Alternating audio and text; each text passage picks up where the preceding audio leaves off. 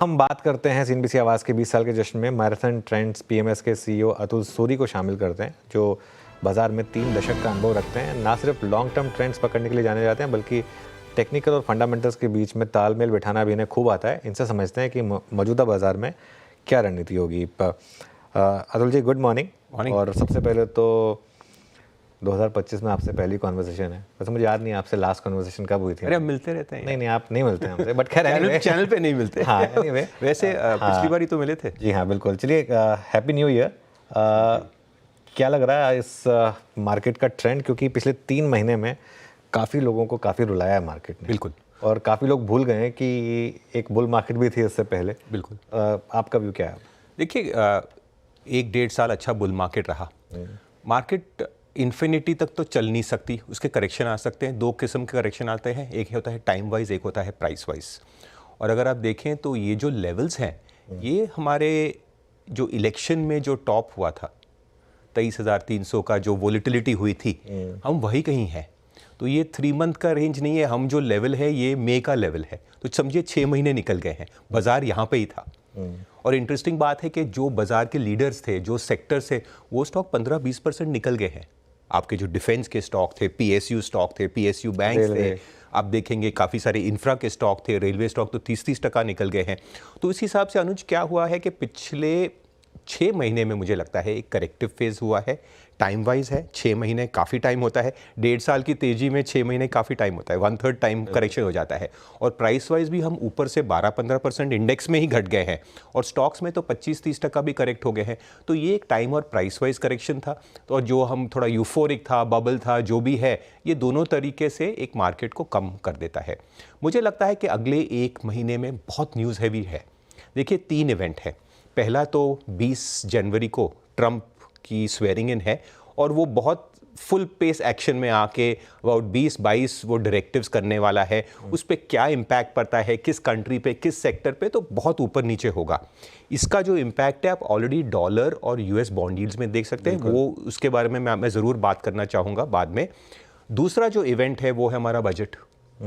1 तारीख को बजट आएगा, उसमें भी गवर्नमेंट एक्शन एक्सपेक्टेड है, क्योंकि काफ़ी जो ग्लोबल जो मैक्रो है इंडिया के, वो थोड़ा स्लो डाउन हो रहे हैं, ग्रोथ रेट कम हो रहा है, गवर्नमेंट से एक्शन एक्सपेक्टेड है। और तीसरी बात है कि कॉर्पोरेट नंबर्स, लास्ट क्वार्टर भी थोड़े कॉर्पोरेट नंबर्स अच्छे नहीं रहे, और अभी भी लग रहा है डैम्प होगा। उससे क्या नरेटिव आता है, क्या गाइडेंसेस आती हैं, और ये सब 1 महीने में होने वाला है। तो उस हिसाब से we are heading into a very news heavy phase. Volatile रहेगा मार्केट, बट मुझे लगता है कि ये जो साल रहेगा 2025 का, ये थोड़ा फर्स्ट क्वार्टर थोड़ा डैम्प रहेगा, वोलेटाइल रहेगा, बट मुझे लगता है कि this is more back ended. Second half में मुझे लग रहा है मार्केट अच्छा हो जाएगा। उस हिसाब से जो इन्वेस्टर करेक्शन का वेट कर रहे थे, जो बाय ऑन डिप्स का वेट कर रहे थे, उनको मुझे लग रहा है अगले कई महीनों में एक अपॉर्चुनिटी है। बिल्कुल। चलिए, इसी पे पहले बात कर लेते हैं, क्योंकि आपने डॉलर का जिक्र किया। पिछले साल की एक जो थीम रही थी वो थी आईटी और फार्मा। बिल्कुल। और डॉलर उनके लिए, और क्योंकि वो यूएस फेसिंग सेक्टर्स हैं और डोमेस्टिक स्लोडाउन का इतना इम्पैक्ट नहीं है वहाँ पर, क्या एटलीस्ट अगर इस साल को 2 हाफ में बांटें, और अगर सेकेंड हाफ में रिकवरी कर रहे हैं, लेकिन एटलीस्ट फर्स्ट हाफ में एक तो डॉलर पर ही क्या व्यू बन रहा है, क्या हम 115-120 की तरफ जा रहे हैं, और दूसरा क्या हम फिर आईटी और फार्मा में एटलीस्ट पहले 6 महीने यहाँ पर अभी भी ओवरवेट रहे हैं? बिल्कुल। तो देखिए, डॉलर देखने का एक जो तरीका है वो है डॉलर इंडेक्स, बिकॉज वहाँ पे 2 यूरो का सबसे ज़्यादा वेटेज है, बट डॉलर इंडेक्स बहुत पावरफुल है। 107 का एक लेवल था DXY का, ये 2 साल एक रेंज में रहा। करेंसी जब रेंज में रहती है बहुत अच्छी बात होती है, बिकॉज आपको उसकी चिंता नहीं करनी पड़ती। जब करेंसी के कारण चिंता होती है, वो एक प्रॉब्लमेटिक है। और जैसे आपने देखा कि US DXY 107 से उभरा, बड़ा अब 109 की तरफ है, तो इसका जो इम्पैक्ट है वो बहुत सारे दूसरे ग्लोबल एसेट क्लासेस में पड़ता है। जब डॉलर स्ट्रांग होता है, पैसा यूएस में जा रहा है, यूएस की जो दूसरी ज्योग्राफीज है वहाँ से पैसा निकलता है। इसलिए जो आप देखेंगे एफआई सेलिंग सिर्फ इंडिया में नहीं हो रही, ग्लोबली जो है दूसरी मार्केट से पैसा निकल के यूएस में जा रहा है। तो rising dollar is not good for emerging markets. इस हिसाब से आप देखेंगे एफआई सेलिंग भी चल रही है, इसका इम्पैक्ट है। इससे लिंक्ड है बॉन्ड यील्ड्स। अब देखेंगे बॉन्ड यील्ड जो यूएस में 10 ईयर एक लग रहा था इन्फ्लेशन जो है 2022 के बाद नीचे आ रही है, ये ऑलमोस्ट 3.6 चली गई थी, वहाँ से अब ये वापस 4.6 है। तो ये जो है, जो ट्रम्प ट्रेड है, उसका एंटिसिपेशन है कि इन्फ्लेटरी हो गए, उस हिसाब से पहले ही मार्केट ये फैक्टर इन कर रही है। इन दोनों बढ़ने के कारण जो आपको बात कर रहे थे दो सेक्टर्स की, तो सही है कि आपको आईटी और फार्मा में एक अच्छा एरिया जो होगा प्रोटेक्शन का, क्योंकि ये दोनों बेनिफिशरी रहेंगी उस हिसाब से। और ये आपको दिख भी रहा है, आप देखेंगे कि कंसेंसस बुलिशनेस बैंकिंग में है, लेकिन आप देखेंगे कि जो लार्ज कैप स्टॉक्स जो लाइफ टाइम हाई या ब्रेकआउट्स कर रहे हैं, जो पुश कर रहे हैं, that is actually IT. So मेरा जो बुलिशनेस है that is more in large cap and mid cap IT and pharma और health care, because price point of view से भी देखेंगे कि जो 6 मंथ्स में जो मैंने कहा कि जो लीडिंग सेक्टर से वो 10-15-20% नीचे हैं, बल्कि ये जो दो सेक्टर हैं वो न्यू हाइज की तरफ पुश कर रहे हैं। तो इन अ राइजिंग डॉलर सिचुएशन ये दो सेक्टर्स एक नॉर्मल लॉजिकल एरिया है टू हाइड। वीरो, जैसे अतुल जी आपने कहा कि आईटी फार्मा ये आपके दो प्रिफर्ड स्पेस हैं, आपने डॉलर को बखूबी यहाँ पे बयां किया, एफआईएस की सेलिंग का जिक्र किया आपने। पिछले 2 महीने से हम एफआईएस की सेलिंग और वो जो targeted towards banks, I mean look at HDFC bank today sir, almost 200 day exponential average. Nifty bank की प्लेसमेंट और बैंकिंग स्टॉक फ्यूचर्स ये कैसे करें आपको, यहाँ से कितना डाउन साइड लग रहा है आपको इस वक्त? देखिए, बैंकिंग के बारे में 2 साल से कंसेंसस बुलिशनेस देख रहा हूँ कि भाई बैंक्स चलेंगे, क्रेडिट बढ़ेगा, रिवाइवल के लिए ज़रूरी है, वो तो बात सही है। बट अगर आप बैंकिंग स्टॉक्स के हिसाब से देखें तो वहाँ पे आपको जो लीडरशिप है वो नहीं दिख रही है। तो आप देखिए एचडीएफसी बैंक, ये एक बहुत बेलवेदर है प्राइवेट सेक्टर बैंक्स का, उसने भी थोड़े दिन पहले लाइफ टाइम हाई ब्रेकआउट किया बट वो फेल हो गया। तो जो लीडरशिप सेक्टर होता है वो ऐसे बिहेव नहीं करता है। अब काफ़ी सारे दूसरे प्राइवेट सेक्टर बैंक्स हैं, वो बल्कि काफ़ी सारे तो 52 वीक लो की तरफ चले गए। तो मुझे लगता है कि ये जो एक कंसेंसस बुलिशनेस और ओवरवेट बैंकिंग है, और जो मैं कह रहा हूँ पिछले 2-3 साल से है, मुझे लगता है कि अभी भी बैंकिंग का टाइम नहीं आया है। टाइम आएगा, बट फिलहाल मुझे लगता है कि सेक्टर या thematic point of view IT large cap, और आईटी लार्ज कैप ज़रूरी है बिकॉज अगर आप इंडेक्स में जो वेटेजेस देखें, बैंकिंग सबसे बड़ा सेक्टर है, बट उसके बाद जो सेकंड हाईएस्ट वेटेज सेक्टर है वो आईटी रहेगा। तो मुझे लगता है कि आईटी के कारण जो इंडेक्स है आपका होल्ड होगा। बैंक्स पर से मुझे लगता है कि अभी भी टाइम है, उनका भी टाइम आएगा, बट फिलहाल उनका टाइम नहीं है। फिलहाल उसका टाइम नहीं है। आईटी और फार्मा ये दो महत्वपूर्ण। अच्छा सर, ये आपने आईटी फार्मा डिफेंसेस में से दोनों कवर कर लिया, आपका बहुत स्ट्रॉन्ग कन्विक्शन भी है, but with in the I think defences जो एफएमसीजी आते हैं, मेरे ख्याल से अक्टूबर, नवंबर, दिसंबर, ये इनके करियर का, एंटायर करियर का सबसे, अगर आप देखें तीव्र पेशी, अगर आप देखें फॉल था। सबसे बड़ा रिट्रेसमेंट यहाँ आया मात्र 3 महीने में, severe price damage. Nifty, FMCG और एफएमसीजी स्टॉक्स की प्लेसमेंट आपको 2025 में लग कैसी रही है? तो देखिए एफएमसीजी एज अ होल में डेफिनेटली प्रेशर है, लेकिन मैं एफएमसीजी को 2 हिस्सों में बांटता हूँ। एक है पर्सनल केयर, जहाँ पे आपका साबुन तेल वाले जो धंधे हैं, और दूसरा है फूड। तो अगर आप देखेंगे एफएमसीजी फूड है, वहाँ पे एक्चुअली बहुत इंटरेस्टिंग ट्रेंड्स प्ले हो रहे हैं। तो ये एक बहुत डाइवर्जेंट है। तो इसीलिए जो हम रिसर्च करते हैं, हम एफएमसीजी को सिर्फ एक ही बास्केट में नहीं डालते, बिकॉज हमने देखा है कि इसमें 2 अलग बिहेवियर हैं। जैसे मैंने कहा, पर्सनल केयर जो है वहाँ पे अभी भी कोई कंपेलिंग स्टोरी नहीं बन रही है, बट जो फूड रिलेटेड है एफएमसीजी प्लेस, वहाँ पे बहुत तेज़ी लग रही है। इनफैक्ट मुझे लग रहा है कि वो एक सेक्टर है जो शॉकिंगली वहाँ पे आप देखेंगे स्टॉक्स नया हाई कर रहे हैं। 2 एफएमसीजी हमें लगता है न्यू लोस कर रहा है। तो मैं एफएमसीजी को 2 हिस्से में बांट के आई am very bullish on FMCG food related place. FMCG food related place यहाँ पर, और आज यहाँ पर अच्छे मूव्स आ भी रहे हैं एक्चुअली। अगर आप देखेंगे कुछ एफएमसीजी स्टॉक्स में अच्छे मूव्स हैं और शानदार मोमेंटम, 1% एफएमसीजी ऊपर है। लीवर, डाबर, इन सब में अच्छे मूव्स इस समय आपको दिखाई देंगे। एक बार दोनों के स्टॉक्स देखते हैं, और ये देखिए लीवर का चार्ट देखिए, इंट्राडे में 2% ऊपर। डाबर यहाँ पर भी अच्छे मोमेंटम दिखाई देंगे आपको। आज केमिकल स्टॉक्स में बहुत शानदार मोमेंटम है, और ये काफ़ी समय से, जब से डोनाल्ड ट्रंप का इलेक्शन हुआ है, तब से इन स्टॉक्स ने गिरना बंद कर दिया है। बिल्कुल। तो ये कहीं ना कहीं एक चाइना +1 थीम को मार्केट शायद पकड़ के चल रहा है। लेकिन यहाँ पर कोई व्यू होगा क्या, क्योंकि ये स्टॉक्स ने काफ़ी समय से पैसा नहीं बना के? बिल्कुल, ये एक्चुअली एक डार्लिंग थीम था।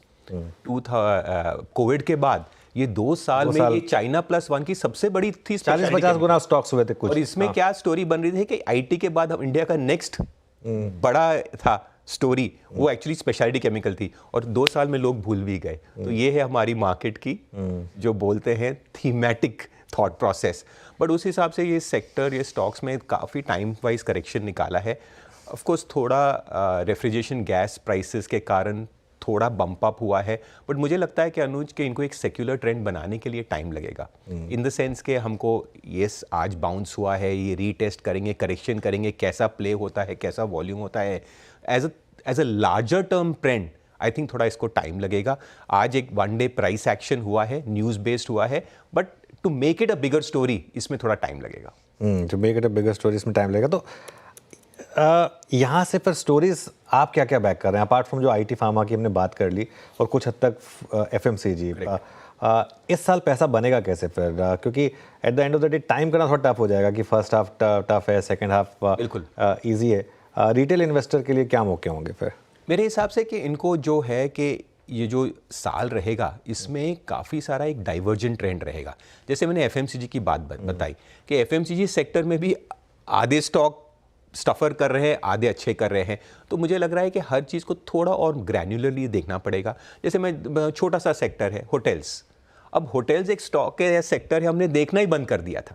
बट आप देखेंगे कि कितना काइंड ऑफ वेल्थ क्रिएशन है। आज भी आप अगर ट्रैवल करें तो आपको कहीं पे होटल खाली या रेट डिस्काउंट पे नहीं मिल रहा। 3 स्टार होटल मैंने कल एक बुक किया है एक वीकेंड के लिए और 14,000 पर नाइट, 3 स्टार। ये ताज का रेट होता था। हाँ एग्जैक्टली, ताज का रेट होता था कई साल पहले। तो इस हिसाब से क्या है, ऐसे थीमेटिक जो प्लेज हैं वहाँ पे बेट करना पड़ेगा। अब वैसे ही देखिए आप, जैसे आप जो हमारी कैपिटल इंडस्ट्री है, कैपिटल मार्केट्स रिलेटेड इंडस्ट्री है, ठीक है, अभी थोड़ा ब्रोकिंग में वॉल्यूम कम हुआ है due two options etcetera, but यहाँ भी आप देखेंगे थीमेटिक सेक्युलर ट्रेंड्स हैं। तो मुझे लगता है कि काफ़ी सारे ऐसे थीमेटिक प्लेज हैं, डिजिटल प्लेज हैं जो है, ठीक है, आज 1-2 दिन करेक्ट हो रहे हैं, पर मुझे लगता है कि अनुज ऐसे जो है थीमेटिक प्लेज हों, उस हिसाब से I feel one can play. और क्या होता है कि हर सेक्टर या इकोनॉमी में एक रोटेशन होती है। ये सेक्टर्स बहुत छोटे थे, बट जैसे टाइम पास होगा ये बड़े होते जाएंगे। तो ये जो ऐसे उभरते सेक्टर हैं या जो थीमेटिक प्लेज हैं, उस हिसाब से मुझे लगता है खेला पड़ेगा। एफएमसीजी फूड है, अब देखिए जो डिस्क्रिशनरी साइड है, आप अपने घर में ही देख लीजिए कितनी बार आप ऐप पे ऑर्डर करते हो। पहले होता था कि भाई, जैसे मैं कल किसी बता रहा था कि हफ्ते में एक बार लोग बाहर जाते थे बाहर का खाना खाने, एक हमारा बचपन में ऐसा ज़माना होता था। आज रोज़ जेप्टो या स्विगी का कोई ऑर्डर आता है। तो उस हिसाब से मुझे लग रहा है कि ये थीमेटिक और सेक्टर्स पे इफेक्ट होगा। हम अपनी ज़िंदगी में देख रहे हैं, उसका इफेक्ट स्टॉक मार्केट पे भी आएगा। अच्छा सर, ये क्योंकि बजट बहुत नज़दीक है, एक सेक्टर पे प्रश्न न पूछूं तो बेमानी होगा। वो हम सब बजट स्पीच में उस कैपेक्स की फिगर का इंतज़ार करते हैं, बट इस बार प्राइस डैमेज इस पूरे स्पेस में कैपिटल गुड्स में काफ़ी सीवियर हुआ भी है। And more specially I think rather than L&T, आप कमिंस को देखिए, सिमेंस को देखिए, एबीबी को देखिए, प्राइस डैमेज काफ़ी सीवियर में है। कैपिटल गुड्स पे आपका टेक क्या है इस वक्त? मुझे ये सेक्टर बहुत पसंद है।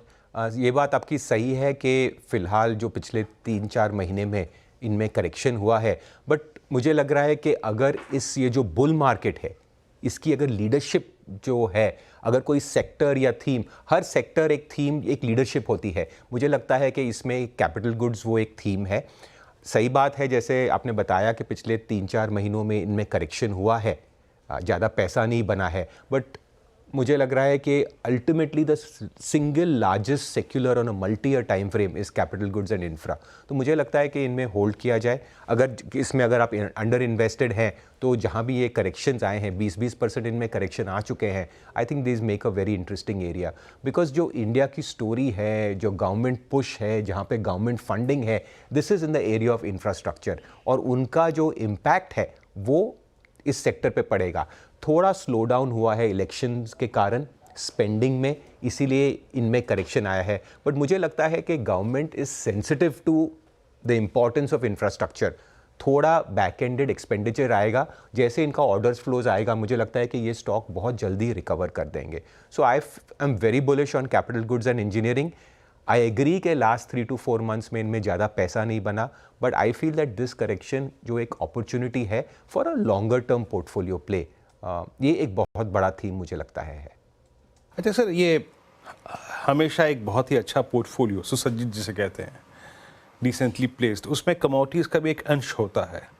2025 के लिए कमोडिटीज़ पर अगर मैं फोकस करना चाहूँ या फिर अपने पोर्टफोलियो का सर्टेन पोर्शन कमोडिटीज़ को डेडिकेट करना चाहूँ, क्या बेटर है लेना? मेटल्स इस वक्त आपको क्या व्यू है इस पे, फेरस नॉन फेरस, या फिर सीधे गोल्ड पे ही फोकस करें? कमोडिटीज़ एक बहुत सिक्लिकल प्ले है और बहुत फास्ट प्ले है। जब मैं कमोडिटीज़ खेलता हूँ, मैं एक अंडरलाइंग कमोडिटी को देखता हूँ, बिकॉज अल्टीमेटली इन कंपनीज़ की प्रॉफिटेबिलिटी डिपेंड होती है कि जो अंडरलाइंग कमोडिटी है उसमें प्राइस बढ़ता है कि नहीं। तो उस हिसाब से अगर आप समझिए एल्यूमिनियम खेल रहे हैं, अगर आप जिंक खेल रहे हैं, जैसे जैसे प्लेज हैं, आयरन ओर खेल रहे हैं, तो इस हिसाब से थोड़ा आपको ग्लोबल कमोडिटी प्राइसेस पे देखना, ध्यान रखना पड़ेगा। अगर आप उनके साइकिल सही कॉल कर पाएँ तो आप उनका जो इफ़ेक्ट है इन स्टॉक्स में आएगा। फ़िलहाल उनमें ऐसा कोई बहुत बड़ा ट्रेंड कमोडिटीज़ में नहीं दिख रहा है। तो एज अ कमोडिटी जो सबसे बुलिश ट्रेंड है वो है गोल्ड। सो अगर आप खेलना चाहें कमोडिटीज़, शायद इक्विटी में मुश्किल होगा डायरेक्ट गोल्ड प्ले में, तो आप अंडरलाइंग जो कमोडिटी गोल्ड में ही खेल पाएंगे। और कभी अगर गोल्ड सस्टेन हुआ, सिल्वर एक काफ़ी रिलेटिव अंडर परफॉर्मर रहा है कंपेयर टू गोल्ड, तो कभी उसमें भी कैचअप ट्रेड आ सकता है। तो मुझे लगता है कि वो ज़्यादा सरल ट्रेड है, बहुत सिंपल ट्रेड है और कम वोलेटाइल है। सो अगर मुझे कमोडिटीज़ खेलना है, मैं अवश्य स्टॉक्स में खेलूंगा, बट उसके लिए मुझे अंडरलाइंग उनके जो कमोडिटीज़ में एक्शन है जो नहीं दिख रहा है। तो my preference would be gold, and अगर अपॉर्चुनिस्टिक ब्रेकआउट ट्रेड्स आएँ तो शायद सिल्वर में भी पैसा जल्दी बन सकता है। ओके, गोल्ड और सिल्वर। चलिए इस गोल्डन नोट पर इस कॉन्वर्सेशन को ख़त्म करेंगे फिर। अतुल जी, बहुत बहुत शुक्रिया आज हमारे साथ जुड़ने के लिए। Thank you. और आपको 2025 के लिए बहुत बहुत थैंक यू वेरी मच। चलिए अब मार्केट